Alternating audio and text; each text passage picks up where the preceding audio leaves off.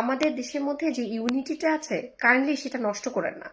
সামান্য বিষয় নিয়ে একজন আরেকজনের সাথে মারামারি কাটাকাটি এগুলি করে আমাদের মধ্যে যে ইউনিটিটা আছে সেটা নষ্ট করেন। একটু চিন্তা করে দেখেন যে আমাদের দেশে যদি কোনো বোমা নিক্ষেপ করা হয় তাহলে আমরা কোথায় গিয়ে পালাবো, কার কাছ থেকে সেফটি নিব? আমাদের মধ্যে যদি একতা না থাকে আমরা তো কোথাও পালাতেও পারবো না। আমাদের কাছে পর্যাপ্ত পরিমাণ অস্ত্র নাই, আমরা কারোর সাথে দাঙ্গা ফাসাদ করে জিততে পারবো না। মরা ছাড়া আমাদের কোনো গতি নাই, আমরা কোথাও যেতে পারবো না। আমাদের কোনো ফ্রেন্ড কান্ট্রি ওরকম ভাবে নাই। সো আমরা আমরা হচ্ছে খেটে খাওয়া মানুষ। আমরা যদি নিজেদের মধ্যে একতা না রাখি এবং হানাহানি খুনাখুনি এবং এই নির্বাচন হাবিজাবি নিয়ে সামান্য সামান্য সিলি কিছু মেটা নিয়ে যদি নিজেদের মধ্যে দাঙ্গা ফাসাদ করি, তাহলে এই গণ অভ্যুত্থান এত কিছু করে, মানে এই যে আমরা যে স্বাধীন দেশের কথা বলি, যে স্বাধীনতার কথা বলি, যে গণ অভ্যুত্থান যে কারণে আমরা চেয়েছি, আমরা কেন চেয়েছি? যে আমরা চেয়েছি বাংলাদেশে কোনো স্বৈর শাসক থাকবে না, আমরা চেয়েছি বাংলাদেশে একনায়কতন্ত্র হবে না, আমরা চেয়েছি একটা গণতন্ত্র বাংলাদেশে যাতে প্রতিষ্ঠিত হয়। আমরা তো তাই চেয়েছিলাম। আমরা যারা সাধারণ মানুষ গণ অভ্যুত্থানে অংশগ্রহণ করেছি, আমরা কি টাকা পেয়েছিলাম? আমাদেরকে কি টাকা টাকা দিয়েছিল কেউ? আমাদেরকে তো টাকা পয়সা দেয় নাই। আমরা কেন কেন রাজপথে নেমেছিলাম? আমরা কি জানতাম যে আমরা ঘরে ফিরবো? যারা আমরা রাজপথে সাধারণ, আমরা যারা পলিটিশিয়ান না, আগে কখনো পলিটিক্স করি নাই, একেবারেই সাধারণ মানুষ, জেনারেল পিপল, ম্যাঙ্গো পিপল, তো আমরা যে রাজপথে নেমেছি আমরা কিন্তু জানতাম না আমরা ঘরে ফিরবো কিনা। আমরা শুধু নেমেছি নিজের থেকে, সচেতনতা থেকে, যে আমরা চাই না আমাদের দেশে কোনো রকম ভাবে এইভাবে নির্বিচারে গুলি চালানো হোক। আমরা চাই না এখানে স্বৈরশাসক থাকুক, আমরা চাই না এখানে কোনো ফ্যাসিস্ট থাকুক। আমরা সেই কারণে নিজেদের উদ্যোগে, নিজেদের কাছ থেকে, নিজেদের চিন্তা চেতনা থেকে আমরা এই গণঅভ্যুত্থানে অংশগ্রহণ করেছি। এখন আপনারা যদি এই গণঅভ্যুত্থানটাকে ধরে রাখতে না পারেন, আমাদের এই দেশটার মধ্যে যদি এরকম অরাজকতার সৃষ্টি করেন, তাহলে আমরা আমরা আসলে কোথায় যাব? হাসিনা তো পালিয়ে গেছে, আমরা কোথায় পালাই যাব? আমাদের তো পালানোরও জায়গা নাই। সো আমি একটু ডাকসু নির্বাচন নিয়ে আমি একটা দুইটা কথা বলবো। ডাকসু নির্বাচন নিয়ে আমি বেশি কথা বলবো না, আমার যা কথা বলার আমি অলরেডি সেটা স্ট্যাটাসে আমি সেটা লিখেছি। সো ডাকসু নির্বাচনে দেখেন, ডাকসু নির্বাচনে যেই জিতুক তাকে আমার তরফ থেকে অবশ্যই অভ্যর্থনা। কিন্তু যখন ইলেকশনটা শেষ হলো, যখন ফলাফল দেয়া হলো, তখন কি ঘটলো? যে কোনো কারণেই হোক, ঘটনাটা একজন ভদ্রমহিলা যিনি উইন করেছেন তিনি হিজাব পরতেন। তো আপনি যদি একটা সবার মধ্যে আপনি হিজাব হিজাব বলে আপনি যদি চিৎকার করতে থাকেন, এটাকে যদি স্লোগান আকারে বলতে থাকেন, আমি যে আমি কথাটা বলার পরে আমাকে তো অনেক গালাগালি করেছেন, আমি কথাটা কোন সেন্সে বলেছি আমাকে রিলেট করতে পারে না, আর আমি ক্লারিফিকেশন দেওয়ার জন্য প্রস্তুত না।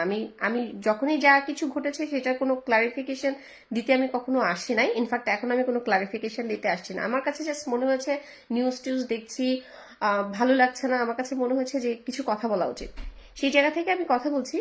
সো এই যে হিজাব হিজাব নিয়ে কথা স্লোগান তুললো, তো এখানে কি হচ্ছে আপনারা বৈষম্য করছেন না? তার মানে যারা শুধুমাত্র হিজাব পরিধান করবে আমরা শুধু তাদেরকেই হচ্ছে অংশগ্রহণ করতে দিব এবং তাদেরকে উইন করব, বিষয়টা কি তাই? এবং যারা হিজাব ধারণ করবে না তারা হচ্ছে কোনো কিছুতে অংশগ্রহণ করতে পারবে না, আর হচ্ছে জয়ীও হবে না, বিষয়টা কি তাই? তাহলে আমরা কি এখানে একটা বৈষম্য করছি না? আমরা তো চেয়েছিলাম একটা বৈষম্যহীন রাষ্ট্র করতে, তো আমরা কি সেই বৈষম্যহীন রাষ্ট্র করতে আদৌ পারছি? আমরা কিন্তু আদৌ পারছি না। এখন আপনি দেখেন আমাদের এই দেশটা এত রঙিন কেন, এত বৈচিত্র্যময় কেন? আমাদের দেশে হচ্ছে একজন বৌদ্ধ থাকেন, একজন হিন্দু থাকেন, একজন মুসলিম থাকেন, বিভিন্ন ধর্মের মানুষ আমাদের দেশে বিদ্যমান। এই জন্য আমাদের দেশটা কিন্তু এত বৈচিত্র্যময়, এত রঙিন, এত সুন্দর, আমরা সবাই মিলেমিশে থাকি। এখন আপনি একজন হিন্দুকে যে যদি বলেন হিজাব পড়তে, একজন বৌদ্ধকে যে যদি বলেন হিজাব পড়তে, একজন খ্রিস্টানকে যে যদি বলেন আপনি হিজাব পড়তে, তিনি তো পড়বে না। তার মানে কি তাকে আমরা হচ্ছে আমাদের সমাজ থেকে, আমাদের রাষ্ট্র থেকে তাদেরকে বাদ দিয়ে দিলাম? বাদ তো দিতে পারবো না, তাই না? তো তাদেরকে নিয়ে যেহেতু আমাদের থাকতে হবে, তাহলে তাদের যে পোশাক পরিচ্ছদ এবং তাদের যে কালচার সেটাকেও আমাদের ধারণ করতে হবে। এবং আমাদের যে কালচার, আমরা যারা মুসলিম প্র্যাকটিসিং মুসলিম বা আমরা যারা মুসলিম বিশ্বাস করি, আমাদের যে কালচার সেটা হচ্ছে তাদেরকে ধারণ করতে হবে। একজন হিন্দু বলে বা একজন বৌদ্ধ বলে তাকে আমরা হচ্ছে সরিয়ে দিব, কোণঠাসা করে রাখবো, আর আমি মুসলিম বলে আমাকে নিয়ে উল্লাস করবেন, বিষয়টা কিন্তু তা নয়। আমরা সবাই মিলে একটা গোষ্ঠী, আমরা সবাই মিলে একটা সমাজ, আমরা সবাই মিলে একটা রাষ্ট্র, আমরা সবাই মানুষ, আমরা সবাই বাংলাদেশি। আমাদের আমাদের পরিচয় হচ্ছে আমরা হচ্ছে বাংলাদেশি। এটা কেন ভুলে যাচ্ছেন? আমরা সবাই বাঙালি, আমরা সবাই বাংলাদেশি। হ্যাঁ, কিন্তু যারা হচ্ছে ইন্ডিয়াকে ফলো করে, ইন্ডিয়ার ফর্মুলা ফলো করে আমাদের দেশকে ডিসব্যালেন্স করতে চায়, অরাজকতা সৃষ্টি করতে চায়, আমরা তাদের এগেনস্টে। যারা পাকিস্তান ফলো করে, পাকিস্তানকে যারা এখনো ধারণ করে, এই 1971-এর ঘটনার পরেও যারা হচ্ছে পাকিস্তানকে সাপোর্ট করে, আমরা তাদের এগেনস্টে। কিন্তু তাই বলে আমরা তো হচ্ছে এই মারামারি, হানাহানি, খুনাখুনি এভরিডে, ইচ অ্যান্ড এভরিডে হচ্ছে খুন, লাশের পর লাশ, লাশের পর লাশ, কি মানে এটা কেন?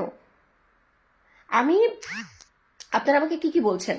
আমি রয়্যাল এজেন্ট, আপনারা আমাকে বলছেন ডিজিএফআই এজেন্ট, আপনারা আমাকে বলছেন বিবি ওয়াকার, আপনারা আমাকে বলছেন ইউকের এজেন্ট, আপনারা আমাকে বলছেন কচু খেতি, আপনারা আমাকে বলছেন আমি তসলিমা নাসরিনের অনুসরণকারী, আপনারা আমাকে বলছেন ব্লা ব্লা ব্লা, লস অফ থিংস। সো হয়তো আমি তাই, আপনারা যাই বলছেন আমি সবই, ধরে নেন আমি সবই, আমি রয়্যাল এজেন্ট, আমি সবকিছুই। কিন্তু আপনারা কি এটা ভুলে যাচ্ছেন গণঅভ্যুত্থানে আমার কি ভূমিকা ছিল, আমি কি করেছি, আমি কতগুলো মানুষকে একত্রিত করেছি, আমি কিভাবে এই গণঅভ্যুত্থানে আমার কি ভূমিকা ছিল, আমি কেন হাসিনাকে পলায়নের ক্ষেত্রে আমার যে ভূমিকাটা ছিল, আমার অবদানকে, বা আমার মতো যে নরনারীরা এই গণঅভ্যুত্থানে অংশগ্রহণ করেছে, প্রত্যেকটা মানুষের অবদানকে আপনারা ভুলে যেতে চান? এবং দেখেন, যারা হচ্ছে এই গণঅভ্যুত্থানে অংশগ্রহণ করেছে, আপনারা প্রত্যেককে ধরে ধরে ধরে ধরে ধরে গালি দিচ্ছেন। এখন আপনারাই বলেন, যারা হচ্ছে এই গণঅভ্যুত্থানের অংশগ্রহণ করেছিল তাদেরকে যদি আপনি গালি দেন, তাহলে এই গণঅভ্যুত্থানকে অপমান করা হয় কিনা? অবশ্যই অপমান করা হয়। আমি আমার সাথে যা কিছু ঘটনা ঘটে, আমি সমস্ত ঘটনাই আপনাদের সাথে শেয়ার করি। কেন করি জানেন? আমাকে দেখে যাতে আরেকটি নারী বা আরেকটি মানুষ সেও কথা বলে। আমাদের দেশে যা হয়, কেউ কথা বলে না, চুপ থাকে। আমি চাই কথা বলুক। যখন আপনি অপরাধগুলো সম্পর্কে জানবেন, তখন আপনি অপরাধীর কাছ থেকে দূরে থাকতে পারবেন। আপনি অপরাধ সম্পর্কে অবগত না, তাহলে আপনি অপরাধী থেকে সেফ থাকবেন কি করে? আমি শুধু আমি প্রকাশ্যে এই কথা দেখেন, আমার সাথে যে ঘটনাগুলো ঘটে সেটা যে আর কারোর সাথে ঘটে না সেটা কিন্তু নয়।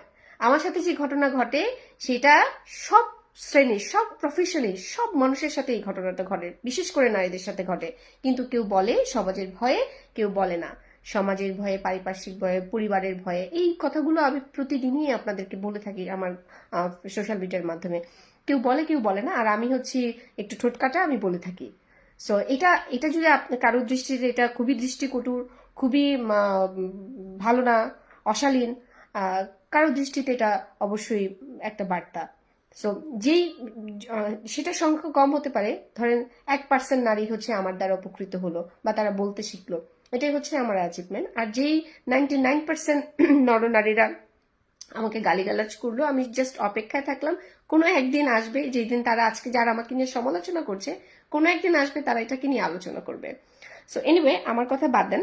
আমি যেটা বলছি সেটা হচ্ছে, আমার ইন্টেনশন হচ্ছে মুসলিমদেরকে অবজ্ঞা করা না। আমার ইন্টেনশন হচ্ছে যারা হিজাব ধারণ করেন যে ভদ্রমহিলারা, তাদেরকে কোণঠাসা করা না। আমার আমার ইন্টেনশন কোনো নেগেটিভ কিছু না। আমি শুধুমাত্র অ্যাওয়ারনেস সৃষ্টি করতে চাই, সচেতনতা বৃদ্ধি করতে চাই আমাদের দেশে যা কিছু হচ্ছে, এই যে রেষারেষি, মারামারি, ঝগড়াঝাটি, এগুলি এগুলি হওয়ার কথা না। আমরা তো শান্তিপ্রিয় একটা দেশ চেয়েছিলাম, এই জন্য তো এত কিছু করেছি। এই যে ছাত্র জনতা মারা গেল, আমরা যে এই গণঅভ্যুত্থানটা ঘটালাম, এই যে আন্দোলনটা করলাম, কেন? শান্তির জন্য করেছিলাম, টাকার জন্য তো করি নাই। সেই শান্তিটা কোথায়? আমরা তো কেউ শান্তিতে নাই। সেই শান্তিটা কোথায় গেল, কেন গেল? এই জন্য মানে এইটার রেসপন্সিবল কারা? সো আমাদের দেশটাকে শান্তিতে রাখেন প্লিজ। দেখেন, ইসরায়েল, প্যালেস্টাইন, আমি কত কত উদাহরণ দেবো, সৌদি আরবিয়া, কাতার, ইরান, সবাই লেগে গেছে। এখন চিন্তা করুন, ওখান থেকে যদি একটা কিছু আমাদের দেশে নিক্ষেপ করা হয়, আমরা কোথায় যাব? হু সেভ আস? কে আমাদেরকে সেভ করবে? আমাকে নিয়ে আপনাদের মনে যে ধরনের খারাপ খারাপ প্রশ্ন আছে, সেগুলো আপনাদের বুক পকেটে রেখে দেন আপাতত। আমি এগুলোর উত্তর দিতে বাধ্য নই। আর আমার কাছে মনে হয় না যে এটার ক্লারিফিকেশন আমার দেওয়া উচিত। আপনাদের যা যা মনে হয় আমি তাই তাই, আপনার কাছে যেটাই মনে হয় আমি তাই। আমার এটাতে কোনো অসুবিধা নেই, আমি আমাকে নিয়ে কোনো কথা বলবো না। আমি শুধু অনুরোধ করব, এনসিপি, বিএনপি, জামাত শিবির, আরো যারা আছে, যতগুলো দল বাংলাদেশে আছে, সমস্ত রাজনৈতিক, যেহেতু রাজনৈতিক পলিটিক্যাল মানুষগুলোই হচ্ছে দেশের ভারসাম্য রক্ষার ভূমিকা রাখে, আমি পলিটিক্যাল পার্টিগুলোর উদ্দেশ্যে বলবো যে আপনারা এমন কিছু করেন না যেটাতে দেশটা আরো বেশি খারাপের দিকে চলে যায়। দেখেন আমাদের এই যে অবস্থা, এখন যে সিচুয়েশন, এটা দেখে যাদেরকে আমরা লাঠিপেটা করে ঝাঁটার বাড়ি দিয়ে দেশ থেকে বিতাড়িত করেছি তারা এখন হাসতেছে। আপনারা কি চান তাদেরকে খুশি রাখার জন্য? আমি অন্তত চাই না যে যারা এখান থেকে পালাই গেছে তাদেরকে খুশি রাখার জন্য। তাদের আমরা প্লেজার হয়ে যাচ্ছি, তারা আমাদেরকে দেখে এখন পপকর্ন খাচ্ছে আর মজা নিচ্ছে, সোশ্যাল মিডিয়া এই ধরনের ঘটনা দেখে, টিভিতে দেখে, আর তারা হচ্ছে মজা করছে। আপনারা কি তাদেরকে স্যাটিসফাই করতে চান? তাদেরকে বিনোদন দিতে চাচ্ছেন? যদি তাদেরকে বিনোদন দিতে না চান তাহলে দেশটাকে ব্যালেন্স রাখেন, দেশের মধ্যে শান্তি রাখেন। মারামারি, খুনাখুনি এগুলি করেন না। ডাকসু নির্বাচন দ্বারা একটা জিনিস আমরা বুঝতে পারলাম যে জাতীয় নির্বাচনটা কেমন হবে। যদিও ডাকসু নির্বাচনটা আপনারা বলছেন যে এটা একটা ছাত্রদের নির্বাচন, এটা তেমন কিছু না। এইখান থেকে একটা শেখার আছে, ন্যাশনাল ইলেকশনটা আসলে কোন পর্যায়ে যেতে পারে, কি ধরনের হতে পারে, এখান থেকে তো আজ করতে পারছি আমরা। সো এইটার প্রভাব কিন্তু জাতীয় নির্বাচনে পড়বে। সুতরাং জাতীয় নির্বাচন হওয়ার আগেই আপনারা মেন্টালি প্রিপারেশন রাখেন যে আপনারা আসলে নির্বাচন ফিল্ডে কেমন বিহেভ করবেন। আপনাদের চরিত্র কিন্তু অলরেডি প্রকাশ পেয়ে যায়, প্রত্যেকটা দলের ক্ষেত্রেই চরিত্র কিন্তু প্রকাশ পেয়ে যাচ্ছে। সাধারণ মানুষ এত বোকা না, সাধারণ মানুষ এখন যথেষ্ট সচেতন। প্রত্যেকটা মানুষের হাতে এখন ফোন, প্রত্যেকটা মানুষ এখন নিউজ দেখে, প্রত্যেকটা মানুষ এখন পলিটিক্যাল সচেতন। সুতরাং সাধারণ মানুষের হাত থেকে কিন্তু বাঁচতে পারবেন না। সো বি কেয়ারফুল অ্যান্ড বাংলাদেশের সাথে থাকেন, বাংলাদেশের পক্ষে থাকেন, বাংলাদেশকে নিয়ে ভাবেন, বাংলাদেশের মধ্যে একটা ইউনিটি বজায় রাখেন প্লিজ। গণঅভ্যুত্থানকে যদি ধরে রাখতে চান, গণঅভ্যুত্থানে যতগুলো মানুষ অংশগ্রহণ করেছে প্রত্যেকটা মানুষকে রেসপেক্ট করতে শিখেন।